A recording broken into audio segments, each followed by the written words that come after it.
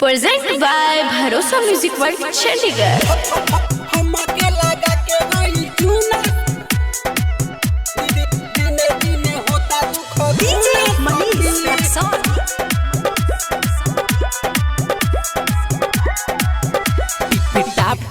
रहे मिले आई खेलो ओ करे ना हमरा बुझाई खेलो ओ करे ना हमरा बुझाई टिपी टापू में रहे मिले आई खेलो ओ करे ना हमरा बुझाई आकावारी भरी धैलस हमसे बोली बतियलस आकावारी भरी धैलस हमसे बोली बतियलस पेश के गइल प्यार के नमूना सखी हमके लगा के गइल चूना सखी दिने दिने होता दुख दूना सखी हमके लगा के गइल चूना सखी दिने दिने होता दुख दूना सखी दूना सखी हमके लगा के गइल चूना सखी DJ Manish Raxaul recording studio बढ़िया मोर गोपालगंज।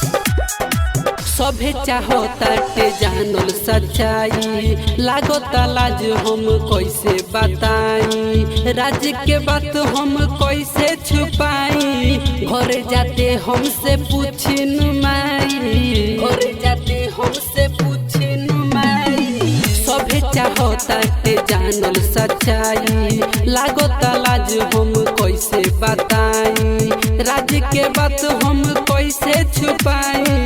घर जाते हमसे पूछिन माई टूटल कानावा के बाली भौजी देहतिया गाली टूटल कानावा के बाली भौजी देहतिया गाली देह रुई जस धुना सखी हमके लगा के गइल चूना सखी दिने दिने होता दुख दूना सखी हमके लगा के गइल चूना सखी दिने दिने होता दुख दूना हमके लगा के गइल चूना सखी डीजे मनीष रक्सौल दिने दिने होता दुख दूना सखी राइटर अमित कोइले बारे घात हो मुकेश मौसम हमारा नु साथ हो घर परिवार लागे छोड़े के परी दिलवा में खटकता इहे नु बात हो दिलवा में खटकता इहे नु बात हो राइटर अमित कोइले बारे घात हो